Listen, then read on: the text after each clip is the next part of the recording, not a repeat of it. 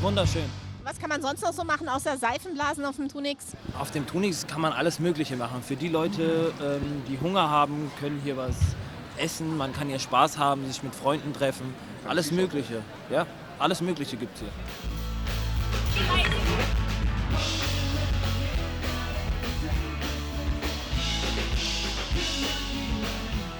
Ich glaube, aus Organisatorensicht, da bin ich einfach vorbelastet, ist mein absolutes Highlight das Team. Wir sind hier alle ehrenamtlich da und verbringen hier unzählige Stunden mit der Organisation und Durchführung von diesem Festival. Und da können es Organisatoren haben, so viel es will. Wenn nicht die Leute dahinter stehen, die das dann auch machen, was man organisiert, dann könnte man das vergessen. Und das ist natürlich aus Organisatorensicht mein Highlight.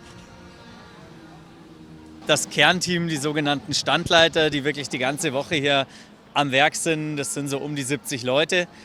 Und dazu kommen dann natürlich unglaublich viele Helfer, die hier für ganz viele Schichten einfach mal ein paar Stunden sich nützlich machen und alles von Bierzapfen über Abwasch bis zu, keine Ahnung, Grillen. Ja, so eine Schicht bei unserer Standleitung ist eigentlich von in der Früh bis abends einmal durch. In der Früh ist es vor allem wichtig, alles herzurichten, die Fische zu präparieren, das Gemüse zu schneiden und vorzubereiten. Schauen, dass alles aufgefüllt ist vom letzten Tag noch. Und dann geht es eigentlich schon los. Dann ist Helfereinteilung und unsere Aufgabe ist es auch, dass wir schauen, wie viel von was vorrätig sein soll. Mittag, abends mehr, dazwischen ein bisschen weniger, damit es auch immer frisch ist. Genau, und abends wird das Ganze dann geputzt, aufgeräumt und vorbereitet für den nächsten Tag. Und dann fängt es von vorne an. Okay, also hier mit den obersten Teller mit Breze. Dann haben wir hier einen Salatteller und hier den griechischen Teller mit Bitterbrot. Und ja, sonst gibt es hier Waffen am Stand, wir haben Kaffee, wir haben Kuchen. Wie viel Bier fließt denn so bei euch ins Glas oder in den Krug? Kann man das irgendwie fassen? Ja, beim Hellen ist es recht einfach. Da haben wir einen großen Container, der hat fast 5000 Liter.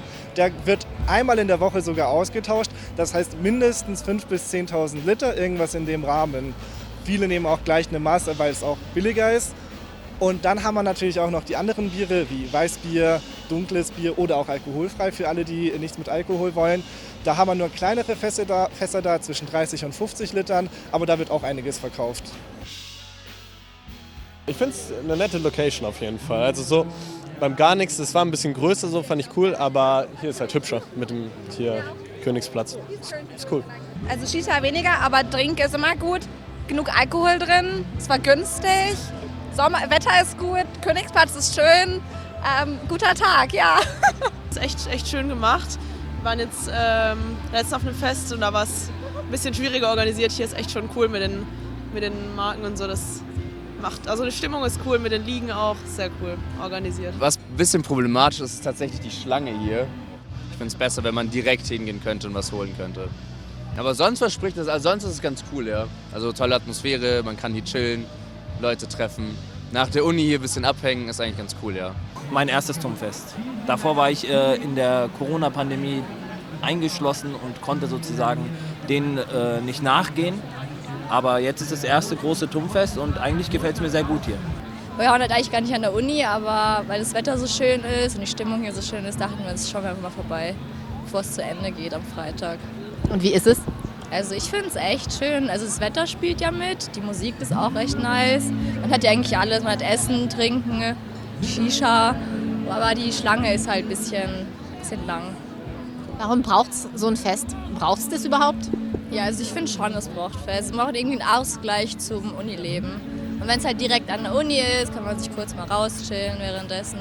Ist schon was Nices. Da muss man nicht extra irgendwo hinfahren.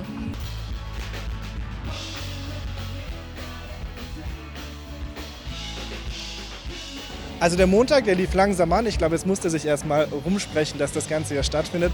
Aber gestern war ein Bombentag. Am Abend stand die Schlange bis zum Königsplatz vor.